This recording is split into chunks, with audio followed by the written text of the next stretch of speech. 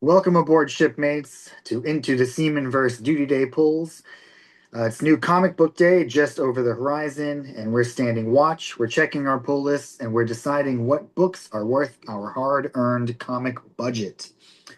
Every week before the comic shop opens their doors, we're going to gather here on the mess decks to compare notes, discuss what books we're most excited for, maybe make a few predictions, and celebrate or regret the return for our after action report, which will follow up in a few days after we hit up the comic shop.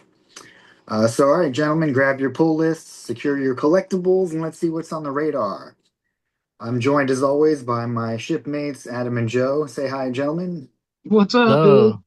2 weeks in a row, we're getting serious. Yeah, love it. Getting serious now. Let's hope we get better. Well, before we start filling our sea bags with comics, let's talk about our number one comic. What is the number one pull for this week? You have to have it.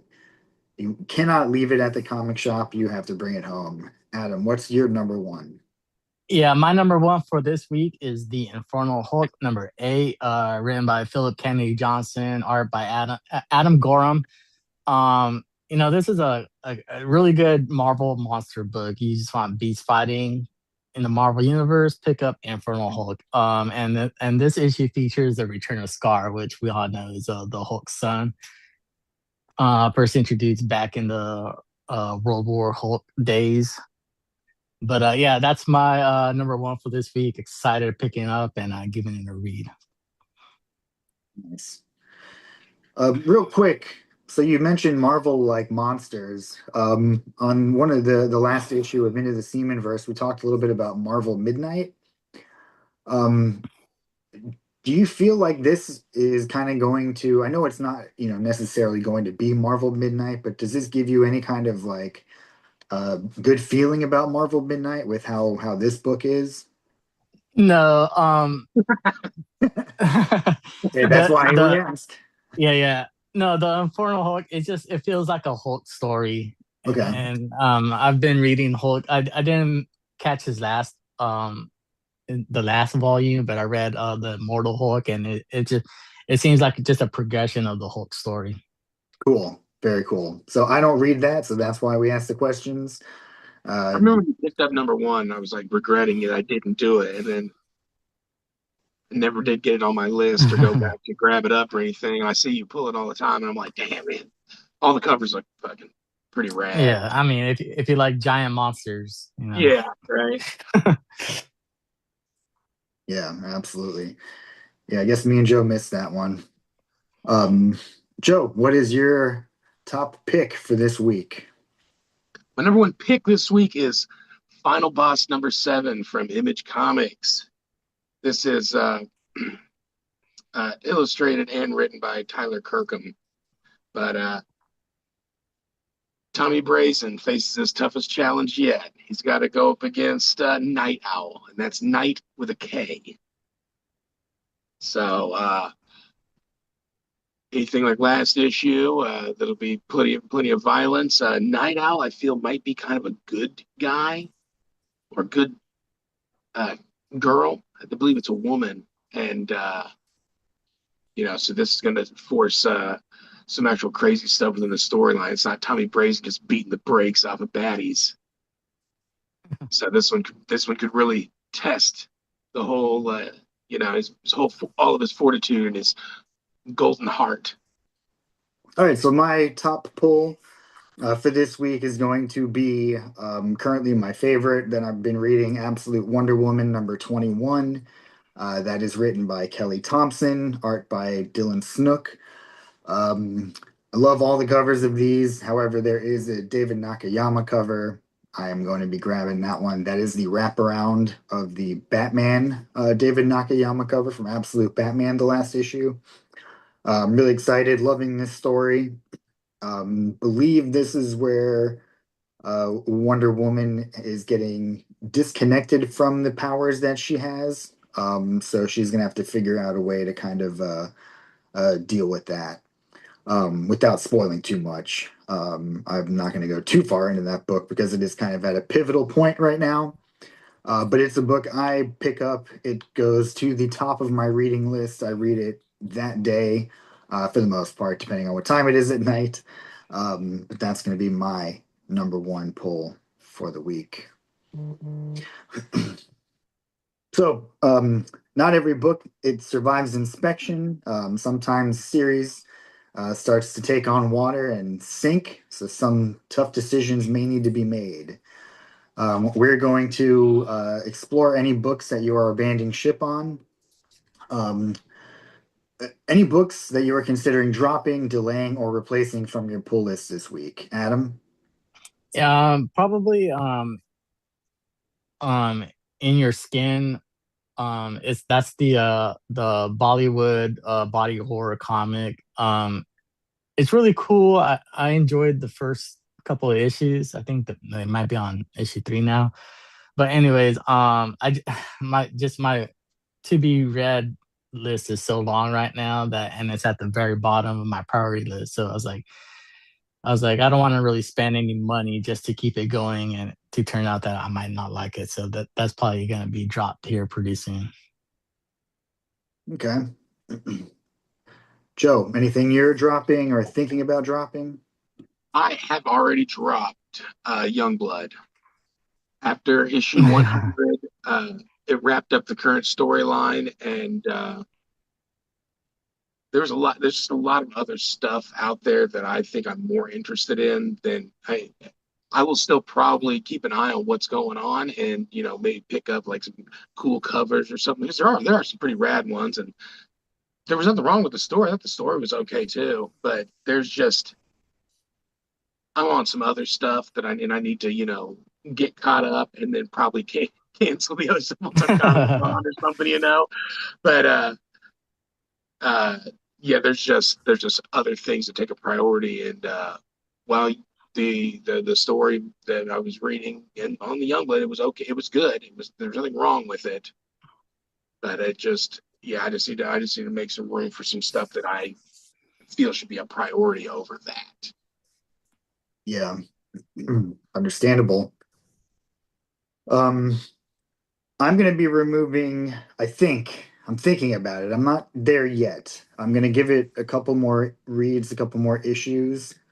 But I'm I'm thinking and I'm kind of leaning on the way of like Adam's thought process here, but Fireborn. I'm not sure if you guys have read that. That has been I've been picking them up. Spoiler alert, it is on my pull list for this week, so I am pulling it. I do love the covers. The variant covers are really sick. But like I just have so much to read, and this is something that hasn't really grabbed my attention. I read the first issue, and it was kind of cool. But I'm close to dropping it. Well, with abandoned ship orders complete, let's finish offloading our cargo for the remaining pulls of the week. Adam, what else are you pulling? What is on your pull list? The remaining pull list items is Corpse Night number 3, written by Michael Chavez, art by Matthew Roberts. Yeah, it's just a good book to read. Um, Next up is The Hab number 3. That's written by Joshua Dysart and drawn by David Lapham and Bill Sienkiewicz. Uh, I'm really into these indies right now, so those are the ones that are grabbing my attention. I'm also picking up Ultimate Universe finale number 1, and then this is just the collective of everybody that's written on the Ultimate Universe books.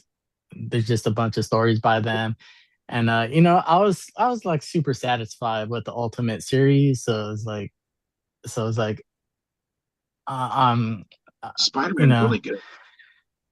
yeah, everything that I read was just it was a great universe. So it's like I'm glad that they're having their farewell. And I always got to bring a brand new number 1 issue to you guys. And for this week, I have The Eye Collector #1, written by Jonathan Ball and art by GMB Komchuk. And this story follows the Apollo 10 mission, and they unknowingly draw the attention of an ancient spectral being. So there's my new #1 for this week that I recommend picking up, and that I will be picking up. Cool. I might have to check that one out. Joe, what is remaining on your pull list? Okay. Well, a lot like what we've already discussed here. I have Corpse Night. I already have Final Boss. Um, I have Fireborn. Um, Ultimate Endgame #5 is coming up, and that's the last one of the Ultimate Endgame series. So it's #5 of 5. But that's written by Dennis Camp there, and cover artist Mark Brooks. But I haven't read one of those yet. But there's only 5 of them, so I mean, like, obviously my commercial breaks will be just fine. I can read an entire series. But I am looking forward to that because, like Adam said, the Ultimate Universe has, I'd say, more or less provided good content. I like the Wolverine quite a bit. I like it more than I thought I would, and then I also really enjoyed the Spider-Man. It was a pretty good story. Um, but Also, my pull list is Bizarro Year None #2. Year None #2. That's written by Kevin Smith. He's a co-writer with Eric Osco. I don't know who this guy is. Say he was a television writer or something. And then illustrated by Nick Pitara. The first one was pretty good. It was kind of funny. And I don't know a lot about Bizarro, so I thought it'd be kind of fun to get into that. And they also had that variant that was the totally normal Al instead of Weird Al on the cover. Yeah. And so I had to pick that up. And I have a Wolverine #22. I'm not reading it or anything. I'm getting it for covers. Wolverine losing his claws. Uh, so it makes for some. There's actually 2 covers that I'm pulling for that. Um, I believe it is cover A, and then I mean I can try to pronounce this dude's name, Lionel Francis. You I don't know, but anyway, they're pretty rad covers. And Then I also have a Capes #8. That's from the Invincible universe, and it's kind of cool. I like it. I think it's kind of fun. It's superheroes. If they have 9 to 5 jobs being superheroes, they work shifts. They have Capes is the name of the company. Uh, the name of the villains are hilarious. The name of the people in the universe in the Capes universe or the Invincible universe have funny ass names to me anyway. Uh, like Claire Voyant, like they, it's just I like that kind of stuff. Like Bond villains. Yeah, Yeah.